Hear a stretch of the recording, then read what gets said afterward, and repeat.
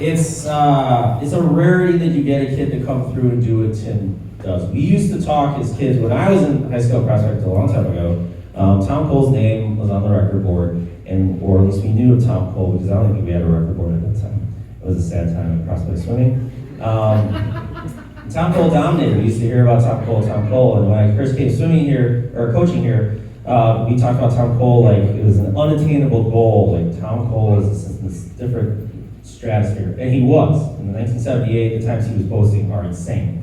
He's the first guy under 50 point. He's the captain of the Indiana swim team, and he was amazing.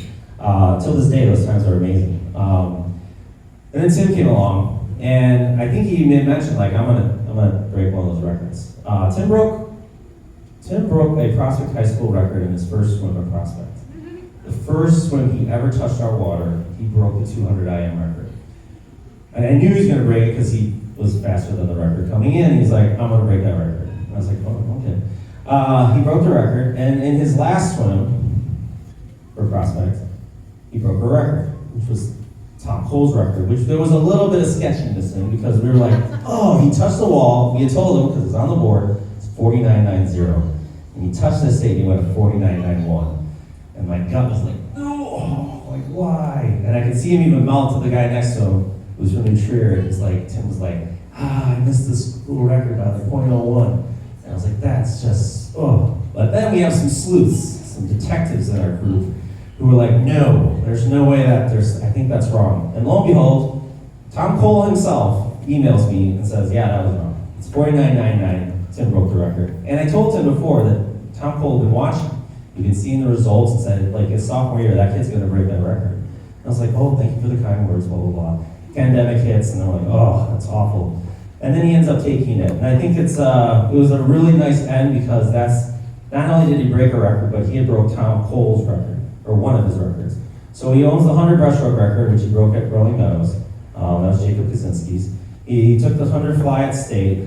He had the 100 back and just left it this year. And then he lowered his 2 IM time to 151.55. Sounds like 151. And then he's part of both the relays. So the medley relay and the 200 freestyle relay.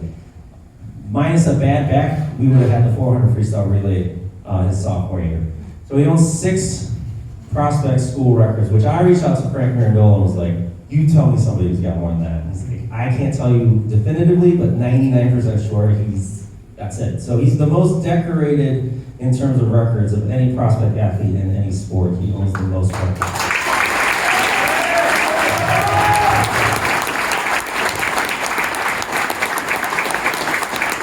He's also the first state medalist since 2006 to medal for Prospect. He took 2 individual medals this year, 8th in the 100 fly, 12th in the 2 IM, in a ridiculously fast 2 IM this year.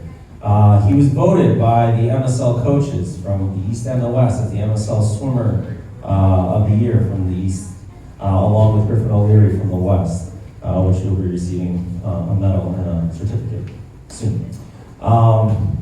He's got 2 All-American consideration swims, those swims from state. Those, once again, that hasn't been done since the 1990s. So, in reflection of what he's been able to do for this program, the speed is going to be evident because his name's going to be all over our record board. It's going to set the standard. For the ones who swim with these guys, as you see their names and they stay up there, that gives you like, that wasn't just a swimmer. You swam with them and you've seen how they practice, you've seen how they work, you've seen how they compete. You know what you need to do to get to that level. Tim has always been that example in terms of hard work. He excels in the pool. And one of the things I love about him, even this is for freshman year, is that he gives back. He coaches as much as he swims. He will help anyone out with technique, and he doesn't just say that. I've heard a lot of people say that. He actually does it. He'll go one-on-one with kids on the side, do flip turns, he'll teach them techniques and things that they're doing wrong. He talks to me about technique. His analysis of swimming is like the antithesis of Ian. Ian's like, I don't want to know anything about what I'm doing right now. And Tim's like, when I touch the wall, I should be at like 12.13. If I'm at 12.15, let me know. And I'm like, okay. He's a student of the sport, and it shows in the times that he's able to swim. So thank you for being that swimmer, for allowing me to coach you, for going along and having fun, for being that club swimmer who came out really talented, but then really just ate up high school swimming and made it your own. I hope it gave you what you needed or what you wanted. And he's also swimming next year at college, at Calvin College in Michigan. And I'm excited for you and for Tom as to what you guys can do next, because I don't think either of you have hit your ceiling as to what swimming is going to allow you. So congratulations on a great career.